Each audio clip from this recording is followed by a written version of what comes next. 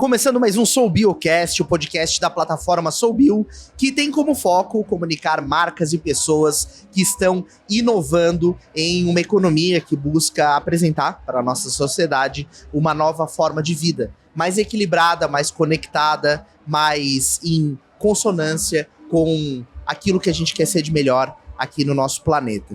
E a gente tem conversado com vários líderes, especialistas nos seus segmentos, né? A ideia do SouBio é realmente ser essa plataforma de projeção para todas essas iniciativas. E estamos fazendo aqui essa série super especial no SouBioCast, transmitida diretamente aqui do SouBio Experience 2025, evento onde todo mundo se encontra e a gente consegue aí ter uma conexão muito legal com todos esses projetos. Conversando comigo agora, eu recebo Natália Beckhauser, que é terapeuta, formada em marketing, é uma artista, né, que em algum momento da carreira e da vida se perguntou, né, por que não viver de uma maneira diferente e decidiu trocar a vida corporativa de São Paulo por um lugar, um retiro, uma comunidade na Bahia, e a partir de lá tudo mudou, né, Natália? Seja bem-vinda. Isso aí, obrigada, Jimmy, obrigada pelo espaço. Que legal, é um prazer te receber por aqui, né?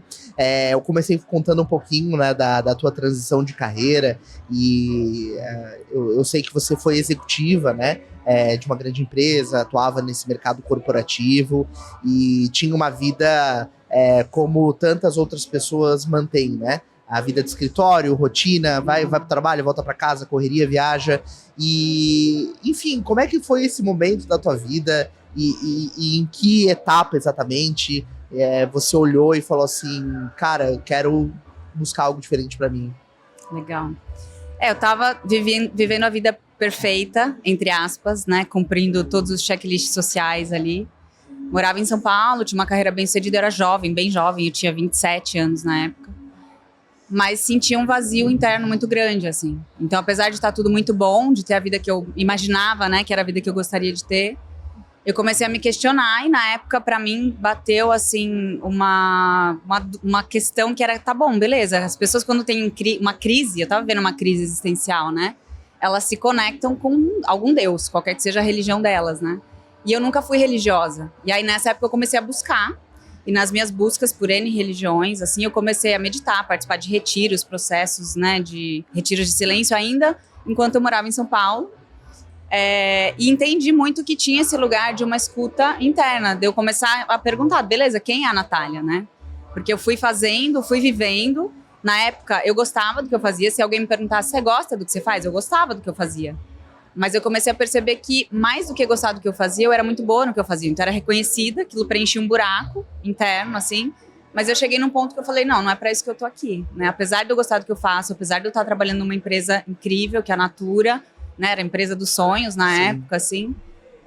Eu senti que, assim, tinha algo mais, tinha algo diferente. E aí eu imaginava, eu pensava, tá bom, quero viver, sei lá, da minha arte. Mas como é que eu vou fazer isso, né? Eu não tinha muita ideia de como fazer isso.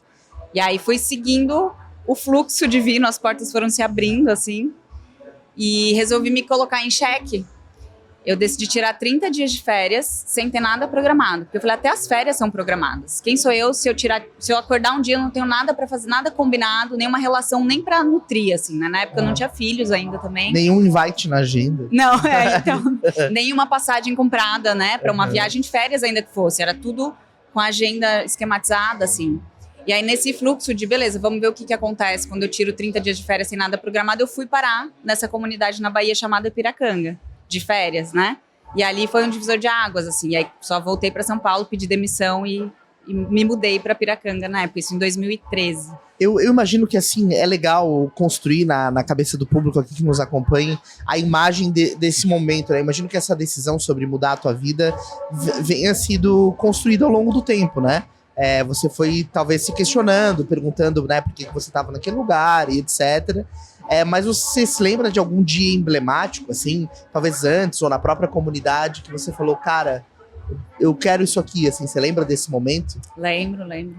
Na verdade, quando eu decidi essa história de vou tirar férias sem ter nada programado, eu na época meditava numa ONG em São Paulo, a gente meditava juntos toda quarta-feira à noite. E aí eu lembro de ter ido meditar, chegou uma amiga minha super, assim, bronzeada, eu falei, nossa, onde você tava? Aí ela falou, amiga, eu tava na Bahia, num lugar chamado Piracanga, você tem que ir pra lá. E eu lembro que nesse momento foi assim, é pra lá que eu vou, eu nem sabia o que era Piracanga. Cheguei em casa, comprei passagem. Aí quando eu entrei no site, falei, meu Deus do céu, o que eu tô indo fazer nesse lugar de gente louca? Uma comunidade hippie, né? A galera era outra pegada, assim. E aí, quando eu fui pra Piracanga, enquanto eu tava lá, eu recebi minha primeira... Na verdade, eu tive primeiro um sinal muito forte no primeiro dia, assim. À noite, eu não sabia onde eu tava, não sabia o que tinha em volta, porque eu cheguei lá tudo escuro, assim. E aí apareceu um vagalume dentro do meu mosquiteiro.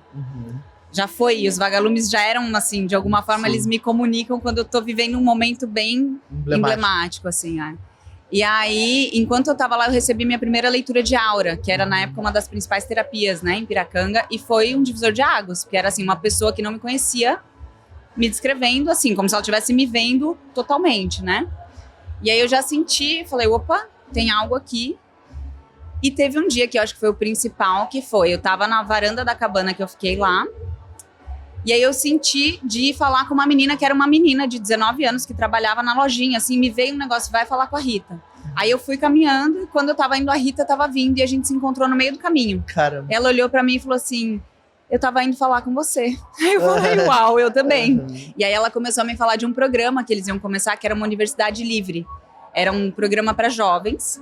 Ela era uma jovem que via, assim, muitos jovens que saíam da faculdade, da universidade, aprendendo uma profissão, tecnicamente, mas totalmente desconectados de si mesmos, assim, sem se questionar. É isso que eu vim fazer aqui? É essa a minha forma de transbordar a minha essência para o mundo ou não, né? Então elas decidiram criar uma universidade livre que tinha como propósito apoiar os jovens a se conectarem com a sua própria verdade, com a sua essência, né? E era para jovens de 18 a 28 anos, eu tinha 27. Enquanto ela falava de mim, na minha cabeça era assim, como assim você vai voltar para São Paulo, pedir demissão, você está sendo promovida, no meio das suas férias vai chamar seu chefe para tomar um café, mas eu sentia assim, meu corpo já me dizia assim, eu só sabia que eu tinha que ir. Então foi esse o marco, assim, o momento que eu decidi, e aí foi isso, voltei, me desfiz das coisas e fui pra Piracanga. Você falou da terapia que você acessou lá na leitura de aura, e você também atua com experiência somática. O que exatamente são essas terapias, né? Ao que elas levam? Eu acho que é importante entender um pouco mais sobre. Legal. A leitura de aura ela é uma terapia bem profunda de autoconhecimento que traz muita clareza. Então, ela tem tanto um trabalho de limpeza, de desbloqueio energético mesmo, então é um acesso ao seu campo, ao que a gente vai além do corpo físico, assim, né? Então, ela traz à consciência questões que estão inconscientes. Eu costumo dizer que para você não é muita novidade, a novidade é você ouvir vindo de alguém que não te conhece, como foi para mim lá atrás, na minha primeira leitura, né? E ela é uma terapia para o momento presente, assim, não é leitura de futuro, nem leitura de passado, mas é de uma profundidade que foi a primeira terapia que eu acessei desse lugar. Já tinha feito muitas coisas enquanto eu estava nessa busca em São Paulo, né? Então é uma terapia energética. E aí é um trabalho mais nesse campo sutil e que além de compreender coisas, né, de trazer essa clareza, ela reverbera. Tem coisas, processos que estavam travados na sua vida, o contrato que estava há 2 anos emperrado, que de repente tem coisas que acabam fluindo melhor, exato. E a terapia somática, que aí nessa época eu entendi, eu encontrei esse lugar conhecido, era muito fácil para mim ler energeticamente, né, e acessar o campo das pessoas, óbvio, dentro da técnica, né, dentro do trabalho terapêutico, mas era uma linguagem conhecida. E aí quando eu engravidei do meu primeiro filho, o Maná, que está com 8 anos agora, ficou muito explícito para mim que tem alguma coisa no meu corpo físico que eu estava deixando passar. Tem uma sabedoria entranhada no nosso corpo físico que é desperdiçar, a gente não acessar isso e não usar isso no processo de autoconhecimento também, né? E aí no parto isso ficou para mim muito escancarado, assim, que existia uma sabedoria mamífera que sabia parir, meu corpo sabia parir, e ao mesmo tempo existiam bloqueios no meu corpo físico da minha história de Natália que de alguma forma impediam aquele processo de acontecer naturalmente, né? E aí, enfim, toda uma jornada de puerpério, né? Aquela loucura que é a maternidade. Mas aí eu comecei meus estudos, né, somáticos, fui para algumas abordagens diferentes e hoje eu tenho a formação em experiência somática mesmo. Que legal, que envolve aí uma leitura mais física, digamos assim. Isso. Então, de certa forma, as duas terapias são muito complementares, né? Totalmente. Complementares, né? Uma lê o que aquele corpo gera de movimento e energia, o campo daquele corpo, e outra lê o próprio corpo físico. Isso, e eu gosto de dizer que é esse trabalho assim, do sutil pro denso e do denso pro sutil. Tem uma retroalimentação, né? Tanto que hoje eu atendo individualmente com leitura de aura, com experiência somática, que são abordagens distintas, assim, mas eu tenho um retiro, eu criei uma metodologia, né, um retiro que eu facilito para mulheres que chama Corpo e Intuição. A gente vai ter uma edição agora em breve, né? Isso, em novembro, de 6 a 9 de novembro no interior de São Paulo, em Mairinque. Em Mairinque, legal. Isso, E como é que é esse retiro? No retiro, exatamente, a gente passa pelas duas abordagens, né, então tem desde práticas de silêncio, de meditação, um trabalho energético, existe a leitura de aura em grupo, que também é super rica, assim, super poderosa. Trabalho com interpretação de sonhos também. E as práticas somáticas, desde escuta corporal, que é uma linguagem, né? Como aprender um idioma que a gente não cresceu aprendendo a ouvir o nosso corpo, né? Eu costumo dizer que a gente escuta o corpo quando ele já tá gritando. Então, quando eu já tô com a dor de cabeça, quando eu já tô com alguma somatização física, eu vou olhar para isso, né? Porque que esse corpo tá trazendo. Mas, na verdade, o corpo fala muito antes, assim, né? E quando a gente abre a escuta para o que o corpo está trazendo, ele mesmo encontra um processo de se autorregular, de autorregular o nosso sistema nervoso, né? Então, no retiro, a gente passa por isso, e é um lugar na natureza, detox de celular, né? Então, assim, eu falo que o primeiro passo para as mulheres que se conectam com o retiro, e eu acho que o primeiro desafio é escolher se priorizar na própria agenda. Porque, assim, muitas estão precisando, muitas estão se sentindo desconectadas de si mesmas, né? Mas tem essa dificuldade de falar, não, eu vou me priorizar, eu vou abrir um espaço, um final de semana, que eu vou deixar filhos, marido, casa, trabalho, e vou lá me permitir me ouvir, né? Acessar o que está aqui no meu corpo, no meu campo, abrir o meu canal intuitivo. Então, o retiro é uma junção de todas as abordagens. Uma assim, experiência, né? mais intensa, assim, mais focada nessas abordagens. Exato, uma imersão mesmo. E a gente vê hoje, né, Natália, as pessoas buscando, né, um propósito, buscando um sentido para a própria vida, e às vezes a gente não entende, né, por que exatamente a gente está fazendo parte de tal projeto, ou por que está exercendo aquele caminho, né, e existe uma ansiedade por tentar entender, né, interpretar isso, que eu imagino que seja algo que você passou naquele momento ali, quando fazia parte desse universo mais corporativo e etc. O que você acha que é um caminho, né, para alguém que está procurando entender exatamente, né, ou se sentir mais confortável com a vida que está levando, digamos assim, ou ter mais coragem de decidir mudar eventualmente? Engraçado você usar a palavra coragem, porque acho que foi o que eu mais ouvi quando eu decidi fazer a mudança. E eu tinha muitos grandes amigos na Natura, assim, né? E aí era assim, amiga, vamos tomar um café pra contar, ó, tô indo e tal. E eu lembro que as pessoas falavam, né, caraca, que coragem. Num momento super importante da carreira, ter essa coragem, né, de dar esse passo. Na época de mim, eu não tinha essa consciência de que esse processo estava acontecendo, né, dessa forma. Mas hoje, olhando para trás e olhando para os processos das pessoas que eu acompanho, assim, eu sinto que tem muito desse silêncio. Escolher. Se a gente não silencia, a gente não tem como se ouvir. Se você não escolhe ter momentos de silêncio, ainda mais no mundo hiperestimulado como é hoje, a gente está sempre respondendo aos estímulos que a gente recebe. Então, eu preciso parar para silenciar, para eu ouvir, para eu entrar em contato. Só que como, em geral, as pessoas não sabem quem sou eu, o que eu quero fazer, tá bom, quem sou eu, então, se eu não sou a Natália executiva da Natura, né? Se eu não sou a Natália, ainda que seja o rótulo da Natália artista, né? Claro. Que era, na época, um hobby, mas o não saber é um lugar desconhecido e desconfortável. Então, muita gente tem uma dificuldade grande de parar para ouvir, né? Então, eu acho que o silêncio é uma primeira coisa. A conexão com a natureza, que apoia muito, tanto no silêncio, quanto nessa autorregulação do nosso corpo físico. Então, só de estar na natureza, de estar com o pé na terra, assim, a gente consegue estar um pouco mais na presença para ouvir e para entrar em contato com esses questionamentos, né? Com o que vem, assim. E eu acho que tem uma coragem uma fé mesmo, uma confiança na vida, assim. Porque o caminho se abre quando a gente dá o passo, né? E eu lembro muito que depois que eu fui para Piracanga, quando eu tava lá, eu falei, cara, era muito mais simples do que parecia quando eu tava do lado de lá. Eu tava morando no paraíso, numa praia paradisíaca, na Bahia, numa casa incrível, gastando muito menos, com um estilo de vida muito mais simples. Aquele sonho de quando eu me aposentar, e eu falei, era muito mais simples. Como é que é o modo de vida nessa comunidade, assim, economicamente falando, e como é que é a estruturação desse lugar? Piracanga mudou muito, né, de quando eu morei lá para hoje. Eu morei lá em 2013 e 2014. Mas é uma ecovila, E aí tem lá uns acordos de, né, de sustentabilidade mesmo, desde compostagem, banheiro seco, consumo só de produtos biodegradáveis, então shampoo, né, todos os cosméticos e itens por conta do lençol freático, que é a água que a gente bebe, ele é super próximo da superfície. Então, assim, tem todos os acordos de uma ecovila.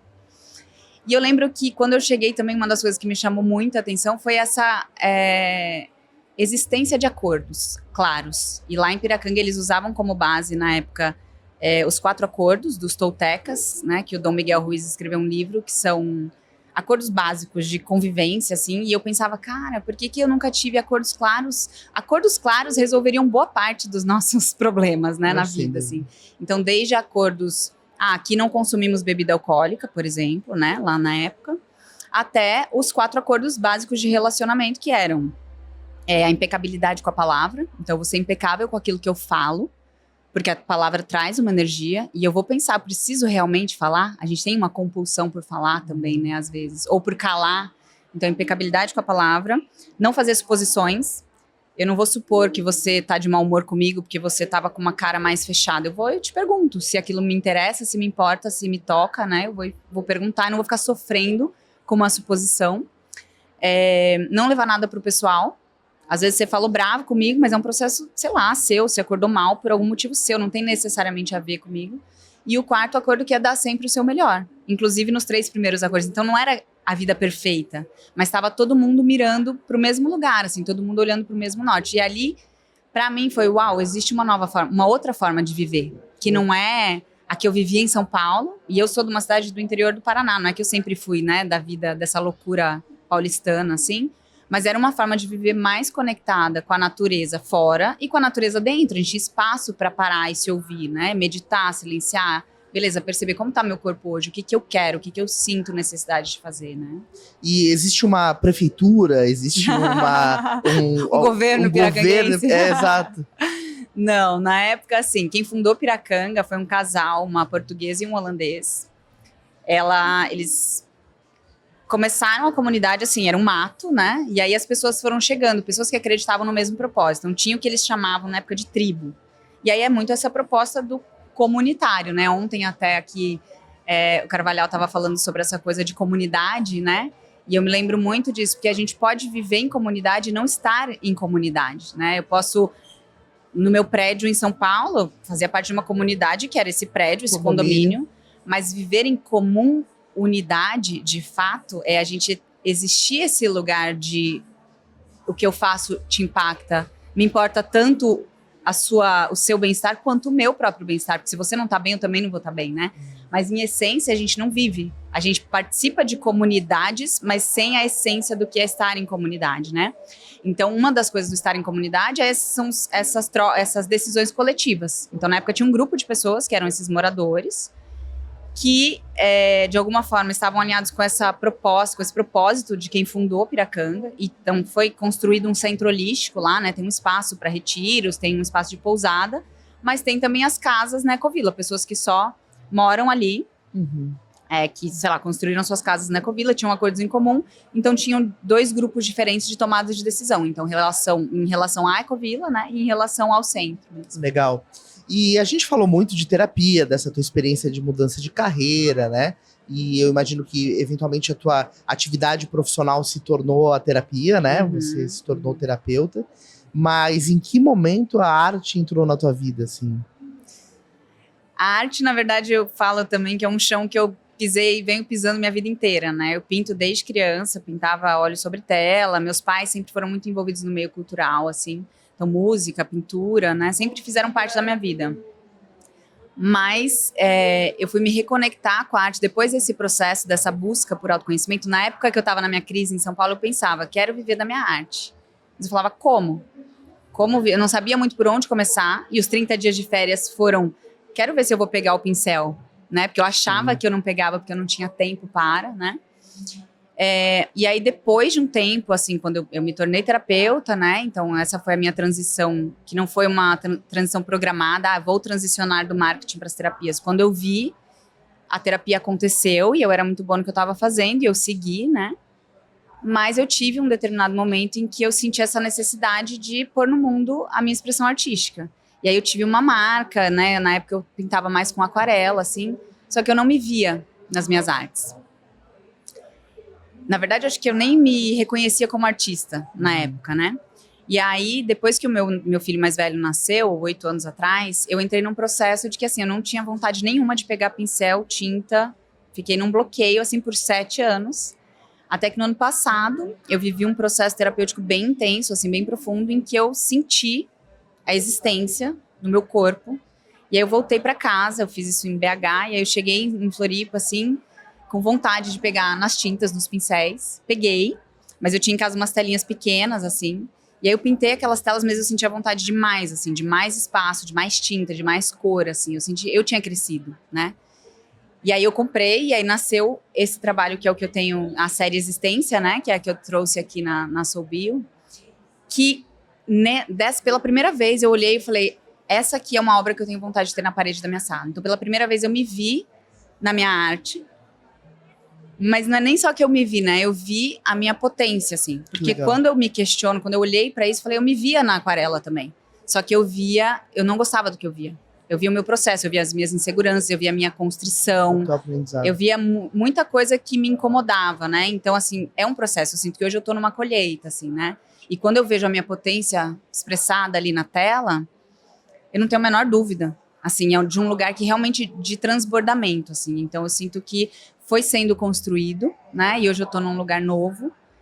Acredito nesse processo como possível e viável para todo mundo, porque acho que todo mundo tem alguma forma de se expressar artisticamente. Acho importante, inclusive, a gente encontrar como é que eu boto a minha voz, a minha expressão no mundo, assim, né?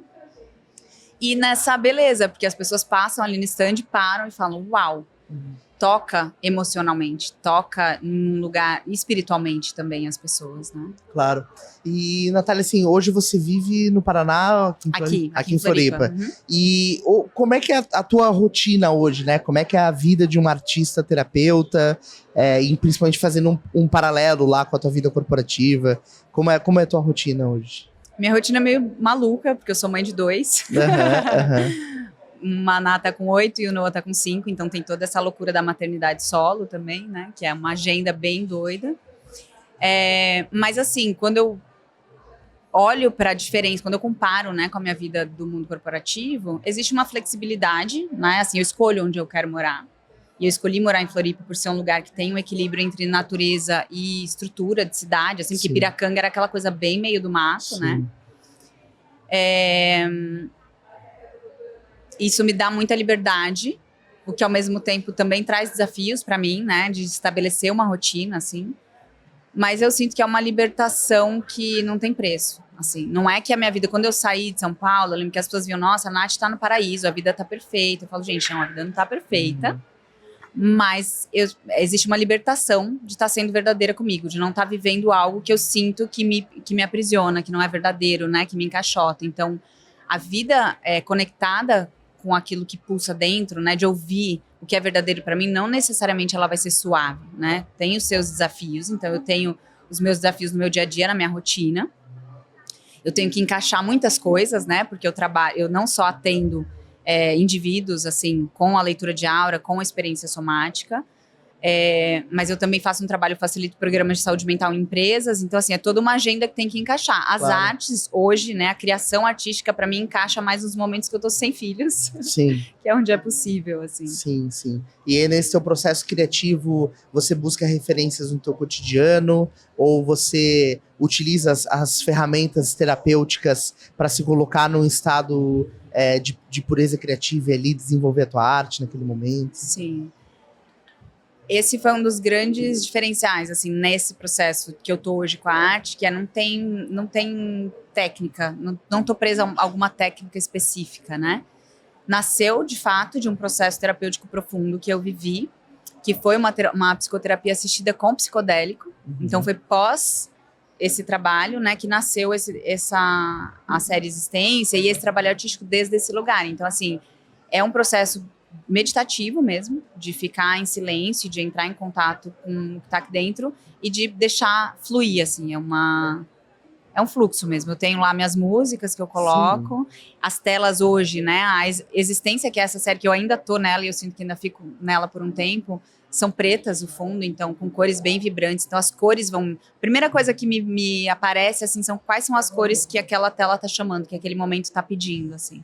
Mas todos têm uma inspiração e que estão muito conectados com a natureza, com as forças da natureza, né? Quem olha ali fala... E várias pessoas falam a mesma coisa. Aqui eu sinto a água, aqui eu sinto o ar, Legal. aqui eu sinto terra. Bem bacana. E hoje, assim, na tua visão, né? A gente tem aqui a temática do Soul Bill, ser e agir, né? Uhum. Essa provocação bem interessante, no sentido das pessoas refletirem sobre si mesmas, né? E depois transportar essa reflexão para atitudes mais conscientes, né? Uhum. E a tua série Existência tem muito a ver com isso, assim, né? O que te leva a estar aqui no Soul Bill, assim, como você se conecta com esse trabalho aqui sendo feito no Soul Bill? Eu acho que estar na Soul Bill para mim foi muito esse convite de agir. Eu estava muito no ser, né? E foi esse lugar de entender que a minha arte tem um papel, que não é só na minha história, né? Não é só o meu processo de eu me enxergar ali. Então esse papel de, da mesma forma que eu olhei e falei, eu quero esse quadro na sala da minha casa, e eu acreditar na beleza como fonte de bem-estar também, eu sei que essas telas têm um papel para cumprir em algum lugar, né?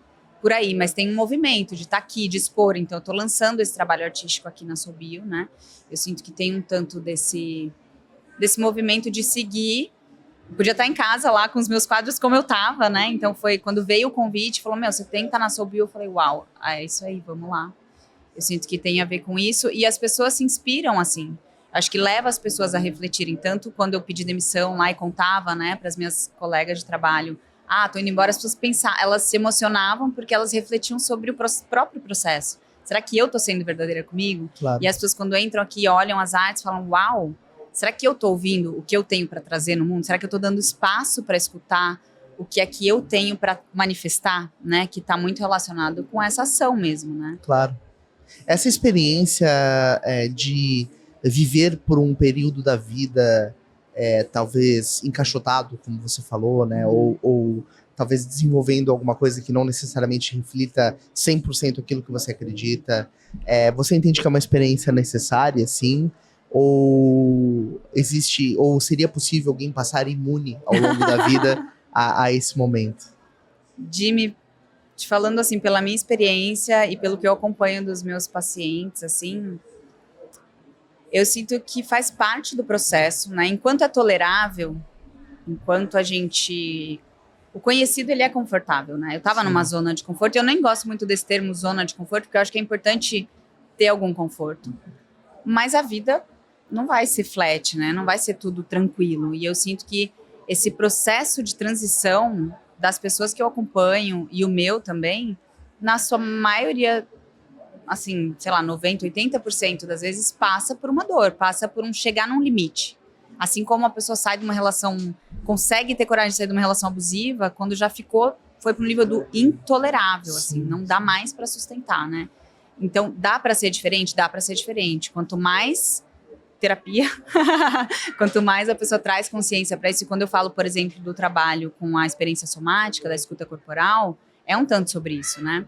Quando você começa a ouvir mais o seu corpo antes, você consegue se conhecer mais, você consegue expandir mais a sua criatividade, o seu corpo. Você expandir o corpo, expande a sua vida, expande a sua energia vital. Então, de alguma forma, é mais você e menos checklist que você vai cumprindo, menos seguir aquele personagem que você precisou criar para estar aqui na 3D de alguma forma, né? Então, existe sim uma prevenção ou um pré-trabalho que pode acontecer sem necessariamente ter que ser dolorido demais. Isso tanto para esse processo de se conectar com aquilo que é verdadeiro para você e fazer, né, dar esse passo, ter essa coragem, quanto para evitar, por exemplo, somatizações físicas de questões que o seu corpo já vem te trazendo ali há muito tempo, mas que geralmente as pessoas param para ouvir quando já deu, né, hospital, precisa ir no médico, precisa tomar um remédio. Né?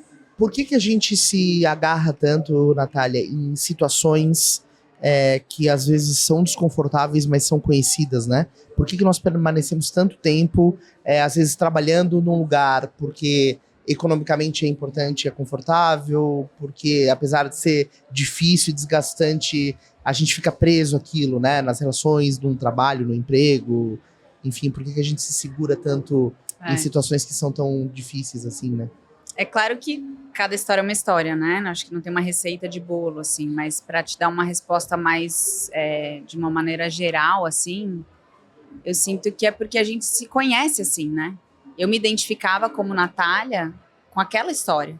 Então, por mais desconfortável que fosse, era a Natália, formada em marketing na SPM, que nasceu no interior do Paraná, que escolheu estudar propaganda e marketing, que foi para São Paulo, que entrou em grandes multinacionais. Então, aquela era a versão de mim que eu conhecia. Então, tem um apego à nossa história, que de alguma forma eu sinto que impede a gente de dar esse passo para ver o mar se abrir, para confiar na vida, assim. Mas é porque é como a gente se conhece, né?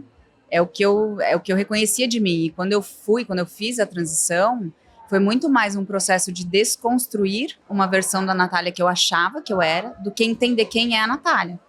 Então teve uma coisa de, beleza, peraí, isso aqui não sou eu, isso aqui não sou eu, isso aqui não sou eu, né? Então de ter coragem também de olhar, né? E de reconhecer o que não era. É dolorido, não é uma coisa trivial, né? Eu acredito que é um processo, cada pessoa tem um tempo, assim. Mas a gente se apega ao que a gente conhece. Você se conhece como Jimmy desde criança, tem uma história que compõe quem você é. Então não é tão simples a gente abrir mão, né? É difícil, né? É um processo de autoconhecimento que tem uma trajetória para acontecer, né? Uma jornada para acontecer. Exato. Natália, obrigado pela tua vinda aqui, né? Por esse papo. Foi muito legal conhecer mais a tua história, né? É super importante mostrar para as pessoas, né, que existe esse caminho de mudar, de escolher uma nova trajetória, né, de ter coragem, né? Acho que a gente falou bastante sobre isso, de dar o passo e depois confiar que as condições para isso vão ser proporcionadas, né? Claro, de forma responsável, né? Mas realmente estar apto ao novo, né? Eu acho que é legal reforçar para o pessoal a respeito do teu retiro, né? Claro. Que acontece em novembro. Legal. Então tem um retiro próximo aí para acontecer de 6 a 9 de novembro, no interior de São Paulo, um retiro para mulheres, chama Corpo e Intuição. Para quem está sentindo essa desconexão de si mesma, para quem está nesse processo de querer se encontrar, não saber por onde começar, né?